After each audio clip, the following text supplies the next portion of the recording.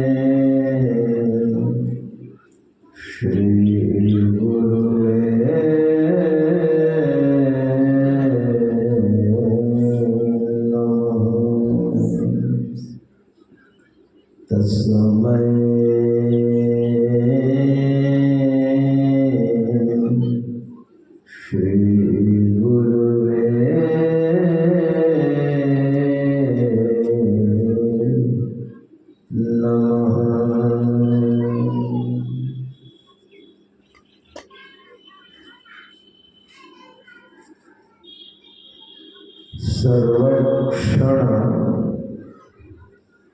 स्मरणीय अनंत श्री विभूषित परम पूज्य पाद सदगुरु महर्षि ने परमहंस देव जी महाराज के पावन चरणों में कोटि कोटि नमन।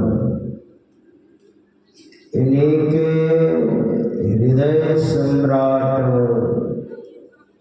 परम पूज्य पाद संत बाबा शाही स्वामी जी महाराज के पावन चरणों में कोटि कोटि नमन। इन्हीं के वरद हस्त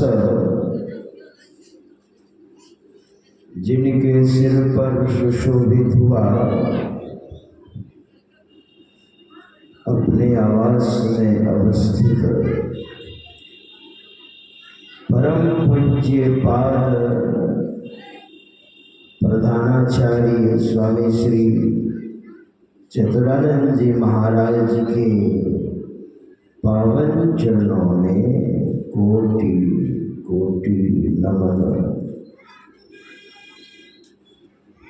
परम पूज्य पाद संत श्री छोटेलाल दास जी महाराज के पावन चरणों में कोटि कोटि नमन। श्रद्धास्पद परम पूज्य साधुचरण विद्वज्जन सज्जन वृंद आदरणीय माताओं तथा भक्तिवती बहनों, प्रेम से और जोर से सदगुरु महाराज जी की जय जयकार करें। श्री सदगुरु महाराज जी की।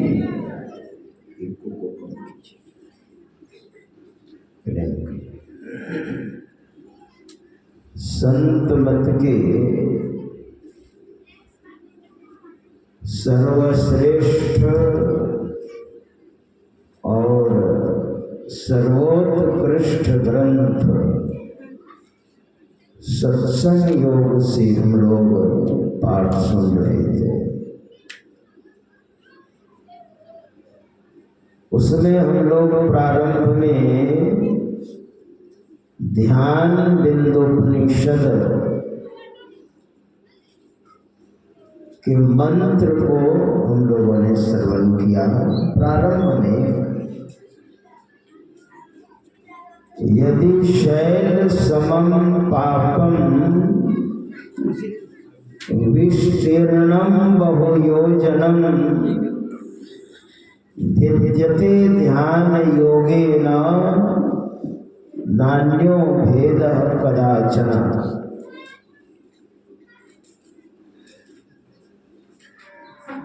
यदि शैल समम पापम,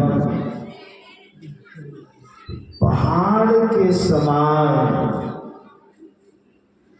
कई योजन तक फैला हुआ अगर आपके जीवन में पाप हो गया है तो ध्यान बिंदोपनिषद के ऋषि कहते हैं वो ध्यान योग से खंड खंड हो जाएगा, समाप्त हो जाएगा।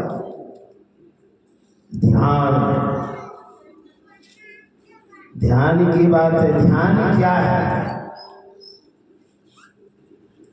जो भजन भेद लिए हैं उनको पता है, और जो भजन भेद नहीं लिए हैं उनको ध्यान के बारे में नहीं पता। ध्यान क्या चीज है? ध्यान एक चिंतन है।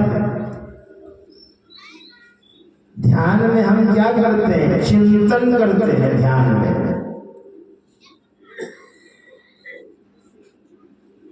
जैसे आप जप करते हैं तो जप भी ध्यान के अंतर्गत है। पहले आसन में आप बैठ गए, बाएं पैर नीचे, दाएं पैर के ऊपर, बाएं हाथ गोद में, दाएं हाथ के ऊपर, हाथ मेरुदंड को सीधा, और गुरु के बताए अनुसार गुरु प्रदत्त मंत्र का मन से मंत्रावृत्ति करनी है। वो एक चिंतन है। जब एक चिंतन है, बहुत सारे विचार आते हैं, उन विचारों को आप दरकिनार करते हैं और जो गुरु ने बताया है उस मंत्र का हम चिंतन करते हैं। इसलिए चिंतन करने वाला जो चिंतक है वो महान बनते हैं, और चिंता करने वाला नीचे गर्भ में जाते हैं। चिंता समाख्याता बिंदु मात्र विशेषिता चिता दहति निर्जीवम, और चिंता सजीवकम। चिंता दहति सजीवकम। चिता और चिंता में क्या अंतर है? एक अनुस्वार का अंतर है ना? चिता चिंता, चिता में अनुस्वार नहीं है और चिंता में अनुस्वार है। कोई महापुरुष कहते हैं चिता चिंता समाख्याता बिंदु मात्र विशेषिता। एक बिंदु का अंतर है। चिता क्या करती है? चिता मरे हुए व्यक्ति को चिता जलाती है। लाश कहाँ जलती है? चिता में। और चिंता जिंदे आदमी को जलाती है। जो चिंता करते हैं वो जिंदा है मगर उसको वो जला रही है। तो चिंतन करें, चिंता नहीं करें, आप चिंतन करें। यूनान में एक बहुत बड़े दार्शनिक हुए, उसका नाम था सुकरात। सुकरात बहुत बहुत बड़े चिंतक थे, तत्ववेत्ता थे। कुछ नौजवानों ने सोचा कि आज देखूंगा सुकरात को ये क्या करेंगे, और शाम शाम को निकले। चांदनी रात थी, पूर्णिमा की रात्रि थी,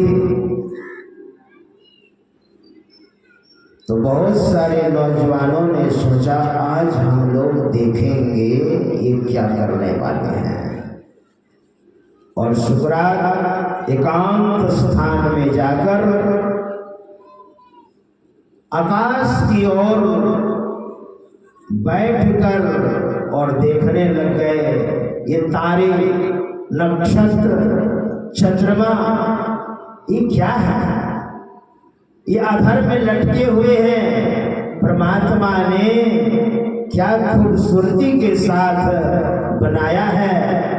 सारे नौजवान बैठ कर के सोच रहे थे आज देखना है ये कौन सा कौतुक करेंगे, लेकिन रात भर यही चिंतन करते रहे, परमात्मा आपकी सृष्टि कितनी अच्छी है, आपने कितनी फुर्सत निकाल करके आपने सृष्टि को साजा है, संवारा है। और रात भर इसी तरह से चिंतन करते करते सुबह हुई, घर आ गए, नौजवान लोग भी घर आ गए। इसलिए सुकरात बहुत बड़े दार्शनिक हुए, तत्ववेत्ता हुए। ध्यान एक चिंतन है। भगवान शंकराचार्य जो भगवान शंकर के अवतार थे, और दक्षिण भारत में एक कलाड़ी गांव में एक दाम्पत्य जीवन में पुत्र के रूप में आए भगवान शंकर, और वहां भी भगवान शंकर का नाम शंकर ही रखा गया।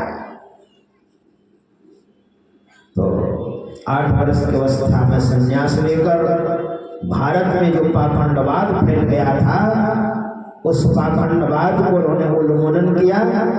उनके 4 मुख्य शिष्य थे, पद्मपाद, हस्तमाला, सुरेश्वराचार्य, तोटकाचार्य, और चारों पढ़े लिखे थे, एमए थे, सबके सब आचार्य थे। उन शिष्यों ने कर्म से जिज्ञासा की है। तो एक शिष्य ने जिज्ञासा की, गुरुदेव अहर निशम किम परिचिंतनीयम, रात दिन क्या चिंतन करना चाहिए। तो भगवान शंकराचार्य ने कहा, संसार मिथ्या, ये संसार मिथ्या है और ईश्वर ही शाश्वत है। संसार मिथ्या शिवात्म तत्व, ऐसा चिंतन करो। संसार मिथ्या है और ईश्वर एक शाश्वत है। ब्रह्म सत्यम जगन मिथ्ये, यह संसार मिथ्या है ऐसा कहा, और ब्रह्म ही सत्य है। चिंतन करो, चिंतन से पता चलेगा। मानव अगर चिंतन करने लग जाए, जो चिंतन करते हैं वो महान बनते हैं।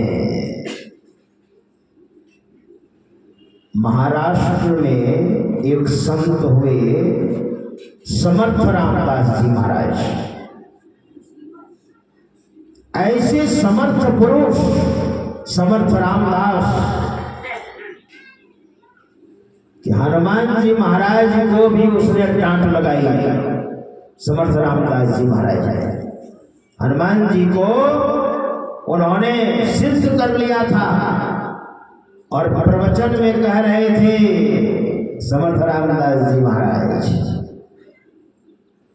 कि हनुमान जी महाराज जब लंका गए थे ना माता सीता की खोज के लिए, तो वहां जो अशोक वाटिका में फूल खिले थे वो सबके सब फूल सफेद थे। और जानते क्या हुआ था उस दिन के सत्संग में? हनुमान जी भी सत्संग में आए थे। लीजिए, वो बैठ के सुन रहे थे। देखिए, हनुमान जी महाराज प्रत्येक सत्संग में आते हैं। अगर एक ही समय में सैकड़ों जगह सत्संग हो रहा है तो सैकड़ों जगह वो सत्संग सुनते हैं। इसलिए उसने शरीर नहीं छोड़ा हनुमान जी महाराज ने। भगवान श्री राम ने अपना पंच भौतिक शरीर का परित्याग सरयू नदी में किया, भाइयों के साथ, अयोध्या वासियों के साथ। लेकिन हनुमान जी ने कहीं पढ़ा अपने शरीर छोड़ा? हनुमान जी ने नहीं। भगवान ने कहा, हे हनुमान, जब तक मेरी कृति इस धराधाम पर रहेगी तब तक तुम रहोगे। मार्कंडेय पुराण में बड़ा सुंदर वर्णन है हनुमान जी महाराज के बारे में। अश्वत्थामा बलिर्व्यासो हनुमांश विभीषणः कृपः परशुरामस्य सप्तैः चिरजीविनः। ये सातों चिरंजीवी हैं। मार्कंडेय पुराण में सब वर्णन है। अश्वत्थामा गुरु द्रोणाचार्य के पुत्र अश्वत्थामा, बलि भक्त प्रहलाद का बेटा विरोचन, विरोचन का बेटा बलि। सत्संग सुनने के लिए दैत्य कुल में तो जन्म लिया, लेकिन बलि एक नंबर के सत्संगी थे। तो अश्वत्थामा बलिर्व्यासो भगवान वेदव्यास, तीन हनुमांश विभीषण हनुमान जी महाराज और रावण का भाई विभीषण, कृपा परशुरामस्य कृपाचार्य और भगवान परशुराम सप्तैः चिरजीविनः। और ये सातों जहाँ सत्संग होता है वहाँ आकर के बैठकर सुनने लग जाते हैं।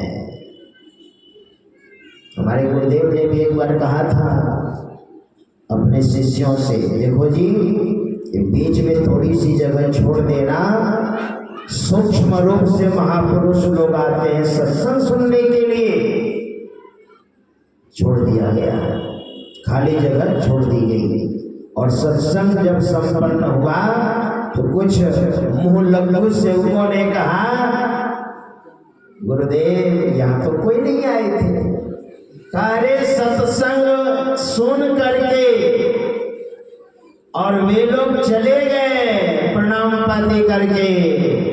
आप लोगों की आंखें कहाँ थी जो आप लोग देखेंगे?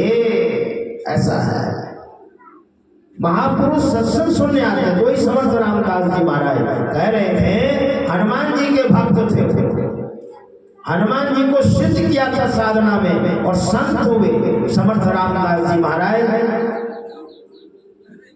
तो वही कह रहे थे कि हनुमान जी महाराज जब लंका गए थे माता सीता की खोज में, तो अशोक वाटिका में वहां पर जो फूल खिले थे वो सब के सब फूल सफेद थे। एक नौजवान खड़े हो गए बीच सभा में से और कहा, महाराज वहां पर सफेद फूल नहीं खिले थे, वहां लाल फूल खिले थे। कहा बैठ जाओ। मैं कह रहा हूं सफेद फूल खिले थे। गुस्सा में उसने कम्बल को फेंका, उड़ करके बैठा था और कहा, मैं ही हनुमान हूं, मैं वहां पर गया था और आप कह रहे हैं सफेद फूल खिले थे। मैं वहां पर गया था और मैंने देखा था सारे फूल लाल थे। तो फिर डांट लगाई समर्थ रामदास ने, समर्थ पुरुष से, कहा बैठ जाओ, मैं जो कहता हूं वही सत्य है। वह बड़ा अच्छा भाव है कि भगवान श्री राम को आह्वान किया, माता सीता को आह्वान किया और उन लोगों से पूछा कि मैं जो कह रहा हूं सत्य है ना? भाव है। माता सीता से कहा, माता जी आप ही बताइए थोड़ी बाबा को, वहां पर आप भी थी, मैं भी था, वहां पर लाल फूल खिले थे ना? तो माता सीता ने कहा बेटा वहां पर फूल जो खिले थे वो तो सफेद ही थे। माता जी आप इन्हीं का समर्थन कर रही, महात्मा जी का।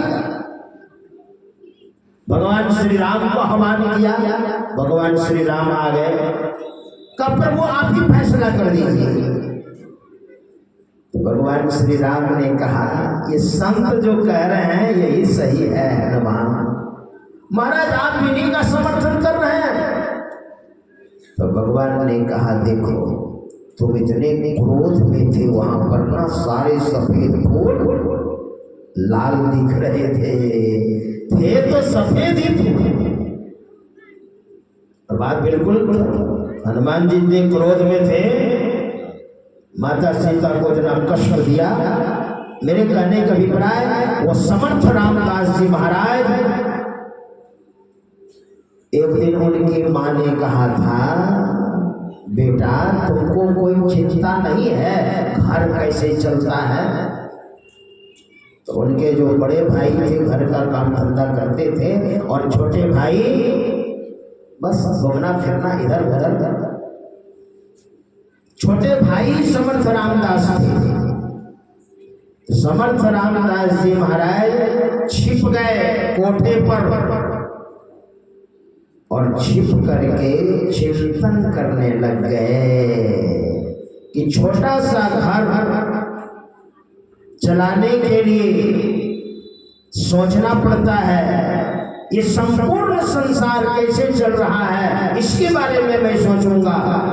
माँ खोजते खोजते 10 बजे रात में लालटेन लेकर गए और माँ ने देखा कोठे के अंदर बैठकर जहाँ पर पुआल रखा हुआ था, चिपड़ी रखी हुई थी, लकड़ियाँ रखी हुई थी, जलावन रखे हुए थे, वहीं घुस करके बैठ करके वो चिंतन कर रहे थे। बेटा क्या कर रहे हो? का वही माँ जो आपने कहा था कि घर कैसे चलेगा, चिंता तुम्हें नहीं है, तो आपको चिंता करने के लिए कहा था ना, मैं चिंतन कर रहा हूँ ये संपूर्ण संसार कैसे चल रहा है, वो चलाने वाले कैसे हैं। माँ ने सोचा ये साधु बन जाएगा। आपने मुझे चिंता करने के लिए कहा था, चिंता से तो आदमी नीचे तबके में जाते हैं, मैं चिंतन कर रहा हूँ 14 वर्ष की अवस्था। तो चिंता से चतुराई घटे, व्याध से घटे शरीर, पाप से धन लक्ष्मी घटे, कह गए दास कबीर, मैं चिंतन कर रहा हूँ। माँ ने और पिता ने उनका विवाह के लिए तैयारी करने लग गए, लेकिन मातृभक्त पितृभक्त थे, वो टाल नहीं सकते थे। लेकिन कहा माँ मेरे विवाह के लिए आप लोग लड़की खोज रहे हैं, खोजिए, सब तो ठीक है, लेकिन पंडित जी की एक बात नहीं मानूंगा मैं विवाह मंडप में। तो माता पिता ने कहा चलो सब बात तो मानोगे ना, एक बात नहीं मानोगे? कहा एक बात नहीं मानूंगा। सोच लिया उसने क्या करना है, चिंतन से सोच लिया था, करो व्यवस्था कीजिए आप लोग। और मंडप में जब बैठे सारा विधि विधान हुआ, सिंदूर तो बाद में होता है लास्ट में, रात भर विधि विधान हुआ। और जब अंतिम में पंडित जी ने कहा सावधान, सिंदूर देना है अब, सावधान, एकदम समर्थ रामदास जी महाराज सावधान हो गए। कहा था एक बात नहीं मानूंगा। और मंडप से जो भागे, कई किलोमीटर तक पानी में तैर करके नासिक में पानी में तैरते रहे और तैर करके उस पार गए और वहां जाकर के ध्यान में बैठ गए। वो इतना ध्यान लगाया। एक राजा मर गए थे और बहुत सारी उनकी रानियां थी, पीछे पीछे रोती भी जा रही थी, आगे आगे लाश श्मशान की ओर जा रही थी। समर्थ रामदास जी महाराज ने देखा ये औरतें रो क्यों रही है, उनको दया आ गई। संत का हृदय था। कहा तुम लोग क्यों रो रही हो? कहा नौजवान राजा था, मर गए। कहा मर गए? बोला और राम का नाम लेकर के मंत्र अभिमंत्रित करके जल छिड़क दिया और कहा मैंने अगर भजन किया है तो ये जी जाए। और वो राजा जी गया,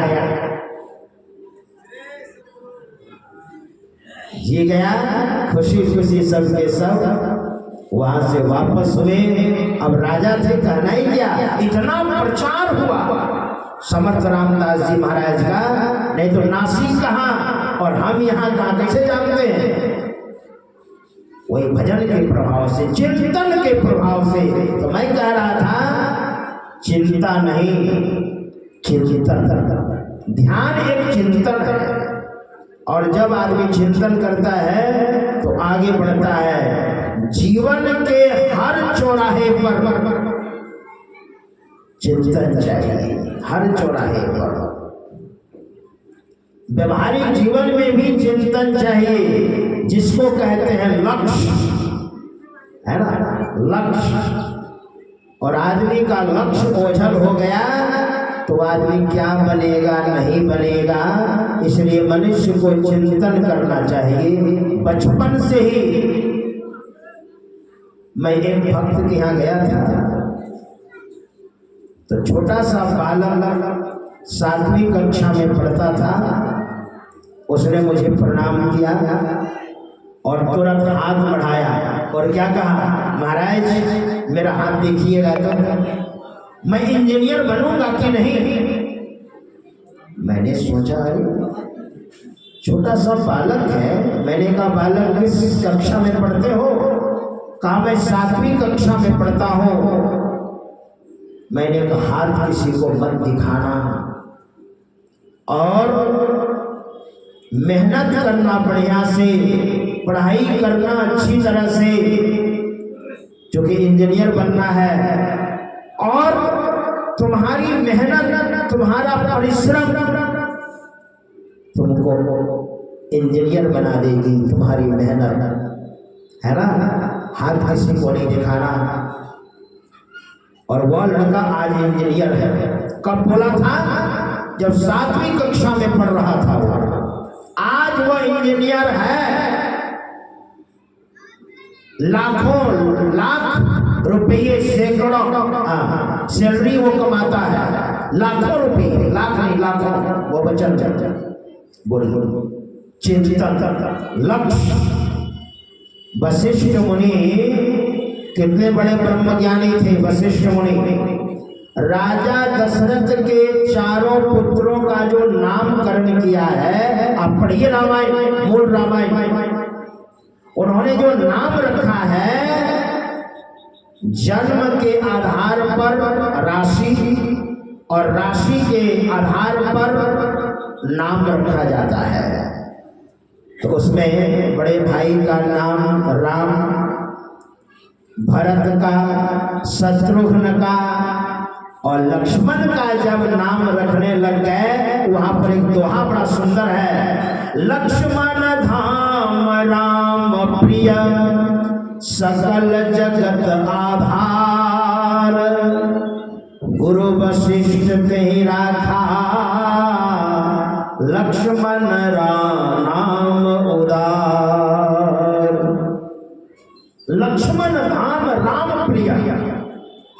वशिष्ठ मुनि ने कहा, हे राजन, राजा दशरथ से, ये जो बालक है ना, जन्म के आधार के हिसाब से इस बालक का नाम लक्ष्मण होगा, क्योंकि ये राम के प्रिय होंगे। लक्ष्मण धाम राम प्रिय, सकल जगत आधार। ये शेषावतार हैं जो संपूर्ण पृथ्वी को अपने सिर पर धारण करके पौराणिक ग्रंथों के अनुसार ये संपूर्ण पृथ्वी भगवान शेष के ऊपर ये है पृथ्वी। तो सकल जगत आधार गुरु वशिष्ठ ते ही राधा लक्ष्मण नाम उदार। इसका जो लक्ष्य है वो श्री राम की सेवा करने का ही लक्ष्य है ना। इसका लक्ष्य बड़ा तगड़ा है। लक्ष्य मतलब देखना, लक्ष्य का मतलब एक चिंतन, हमको ये बनना है, हमको ये करना है, उसी को कहते हैं लक्ष्य। और जिसके जीवन में लक्ष्य नहीं है उसका जीवन क्या है? कुछ भी नहीं है। तो ध्यान करने आप बैठे तो आपका लक्ष्य क्या है? हम ध्यान करने बैठे हैं तो मेरा ध्यान बनना चाहिए। इसलिए आपका लक्ष्य क्या है? ध्यान करना लक्ष्य है। तो जप में आपका मन भाग रहा है तो वहां पर मन को समेट करके जप में लगाना है। जब आप बैठिए ध्यान करने के लिए 15 से 20 मिनट आपको जप करना चाहिए। और उस जगह भागता है मन तो वहां लौटा करके लाइए। अच्छा, हनुमान जी महाराज इतने बड़े महापुरुष, बंदर भालू सबके सब समुद्र किनारे माता सीता की खोज के लिए बंदर भालुओं ने कहा, संपाति ने कहा कि माता सीता 100 योजन की दूरी पर अशोक पेड़ के नीचे बैठी हैं, गीधाएं दृष्टि अपार, मैं यहीं से देख रहा हूं। तो आप में से कोई जाइए और पता लगा करके आइए। सबों ने अपने अपने बल का बखान किया, लेकिन हनुमान जी चुपचाप बैठे हुए थे। जामवंत ने उनको जगाया, और जैसे जगाया ना तो हनुमान जी ने क्या कहा? राम काज लगी तब अवतारा, सुनतै भयो पर्वताकारा। और जैसे कहा राम कार्य के लिए तुम अवतरित हुए हो हनुमान, और तुम्हारे अंदर इतना बल है, पवन तनय बल पवन समाना, बुद्धि विवेक विज्ञान निधाना, कवन सो काज कठिन जग माही, जो नहीं होई ताद तुम पाही। अरे कौन ऐसा कार्य है हनुमान जो तुमसे नहीं होगा? फिर क्या था? हनुमान जी समुद्र किनारे एक पर्वत था, सिंधु तीर एक भूधर सुंदर, कौतुक कूद चढ़ोता ऊपर। एक पर्वत था बगल में, उसी पर कूद करके चढ़ गए। और हनुमान जी महाराज ने इतने बलवान पवन के पुत्र, और फिर भी ध्यान लगा रहे हैं। वहां लिखा है सुंदरकांड में, बार बार रघुबीर संहारी, बार बार अपने मन को संभाल रहे हैं। लक्ष्य क्या है? 7 समुद्र के उस पार जाना है। लक्ष्य देखिए, माता सीता का पता लगाना है, यही लक्ष्य था। लक्ष्य बताने वाले जामवंत जी महाराज थे। जैसे याद दिलाया ना बल, वैसे हनुमान जी ने क्या कहा? सहित सहाय राव नहीं मारी, आनव यहाँ त्रिकूट उपारी। जामवंत ने कहा नहीं, मारना नहीं है तुमको, तुम माता सीता का पता लगा करके बस आ जाना है। मारने पीटने वाला काम तो भगवान श्री राम करेंगे। तो वही उस पार जाना है, और उस पार जाना है तो प्रभु आपकी शक्ति, आपका बल हमको चाहिए। इसके लिए ध्यान करना है ना। लक्ष्य है 7 समुद्र को उस पार जाना है, इसलिए मन भाग जाता है। लौटा लौटा करके लाते हैं, बार बार रघुवीर समारी। मतलब ध्यान कर रहे थे ना, जप कर रहे थे, ध्यान कर रहे थे, तो वो अपने इष्ट देव वो सफल नहीं रहा था, ध्यान हो नहीं रहा था, इसलिए बार बार मन को लौटा लौटा करके लगा रहे थे। हमारे गुरुदेव ने भी कहा है, महर्षि में पदावली आप पढ़िए, जहां जहां मन भगी जाए ताहि तह तह से तत्क्षण फेरी फेरी रे आए, लगाइए ध्येय में आपन, ऐसे ही करी प्रतिहार धारणा धारण करेंगे, अरे हारे में ही और आगे बढ़िए, चढ़िए धर धारा धरी के, जा जा मन भगी जाए ताहि तह तह से तत्क्षण। अब जब कर रहे हैं मन भाग जाता है, तुरंत मन को लौटा करके लाई। यह मन बड़ा चंचल है। विद्युत चलम किम धन योग नायो, किसी विद्वान ने गणना की है, प्रकाश की जो गति है, विद्युत की जो गति है, बिजली की जो गति है, 1 सेकेंड में 1,86,767 मील गति है, तीव्रता है विद्युत की। बिजली किसने बनाई है? विद्युत किसने बनाई है? विशिष्ट मानव ने बिजली बनाई है, बोलिए। और मन को किसने बनाया है? ये मन जो है इसको तो परमात्मा ने बनाया है। जबकि विशिष्ट मानव ने बिजली बनाई है और बिजली की इतनी तीव्रता है, और जिस मन को परमात्मा ने बनाया है, बोलिए इस मन की कितनी गति होगी। और इस मन को ध्यान में लगाना है, तब इस मन को ध्यान में लगाना है। जप कर रहे हैं, जप में लगाना है। मानस ध्यान कर रहे हैं, जप के बाद मानस ध्यान, उसमें मन को लोटा लोटा करके लगाना है। उसके बाद है दृष्टि योग। दृष्टि योग में तो और मन ज्यादा बलवान हो जाता है।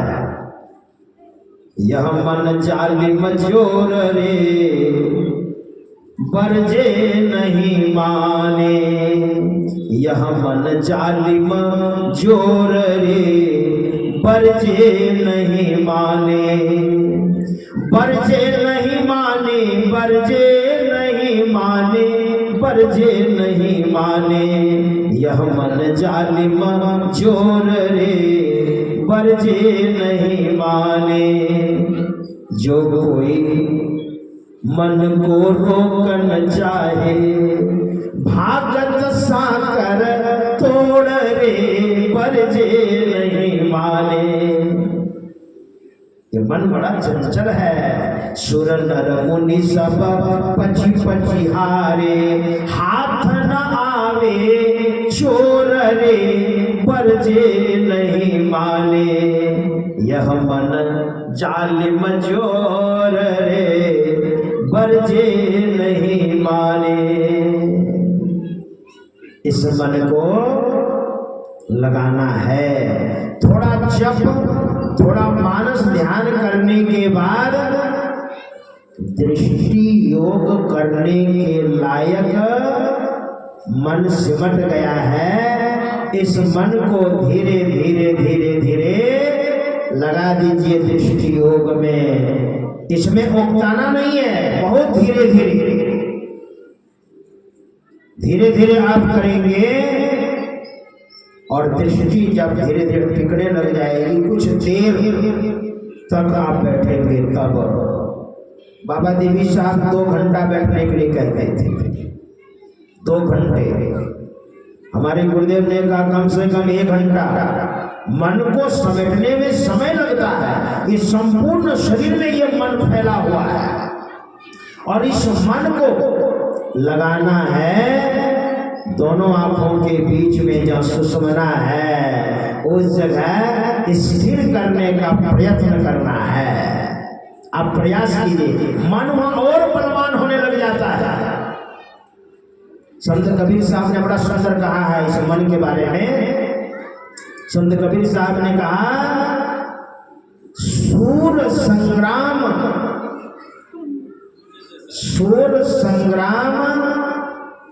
तो विकट बेड़ावती, सती और सूर के खेल आगे।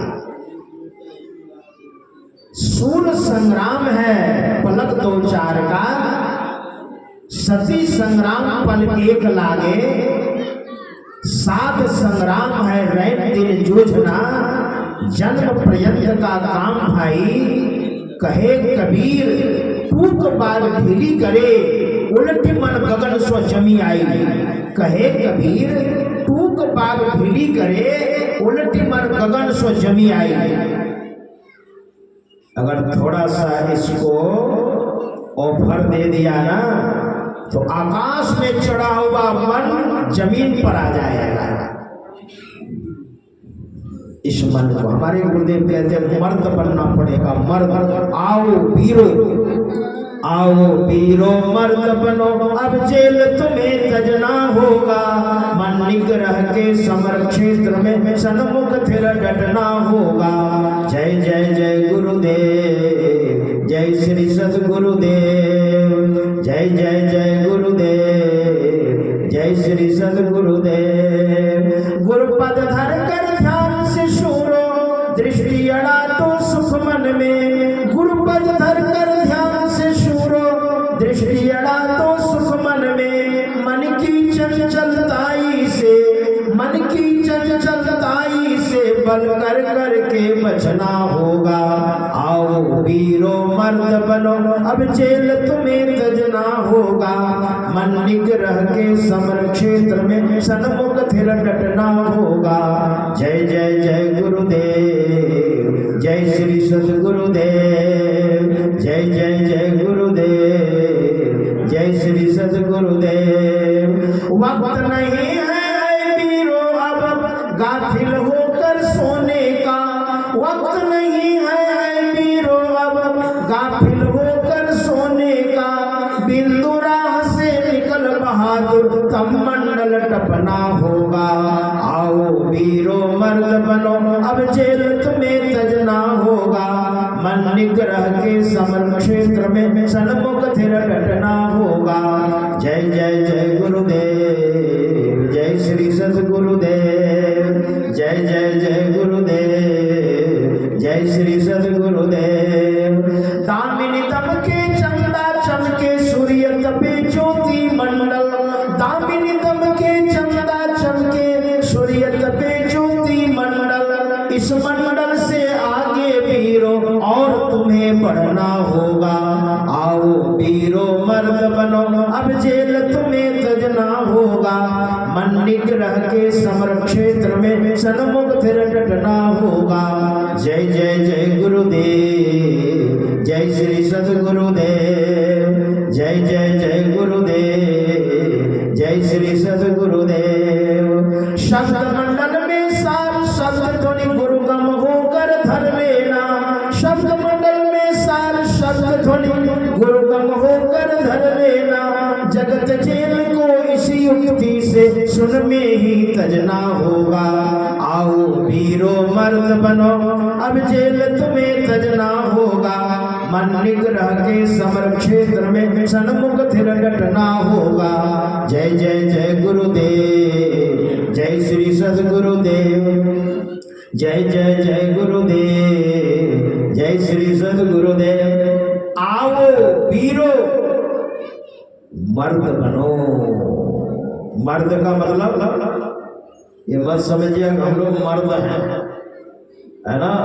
माताएं बहन कहेंगी कि हम तो स्त्री हैं, गुरु महाराज तो मर्द के बारे में बोले हैं। नहीं नहीं नहीं, मर्द का मतलब होता है हिम्मत। चाहे माता बहन हो चाहे पुरुष हो, साधना में हिम्मत चाहिए। ध्यान में हिम्मत चाहिए। कायर जो होगा वो तो भाग जाएगा। कायर सूर संग्राम को देखी भागे नहीं, देखी भागे सोई सूर नाही। काम वो क्रोध मद लोभ से जूझना, मड़ा घमसान का खेत बाही। सांच वो शील संतोष शाही भय, नाम शमशेर का खूब बाजे। कहे कबीर कोई जूझिया सूरमा, कायरा भीड़ता तुरंत भाजे। कोई सूरमा कोई वीर इसमें टिकेगा। देखिए जो योद्धा होता है ना रण क्षेत्र में, योद्धा बहुत घायल होता है। कारगिल के युद्ध में मैं पंजाब में था, उस समय कथा कर रहा था। कारगिल में एक नौजवान, आर्मी का नौजवान, उसने दुश्मनों को जो देखा सोचा राम राम हमको तो ये लोग मार डालेंगे, जिंदा रहूंगा तो न सैलरी लूंगा, है ना, ये तो मुझे मार डालेंगे, तोप से उड़ा देंगे। रण क्षेत्र में से वो भागा घर की ओर। अब भाग नहीं सकते, आपका जो मालिक है ना वहां पर कप्तान, वो भी पीछे भागा। कहां भाग रहे हो, पहले नहीं सोचा था।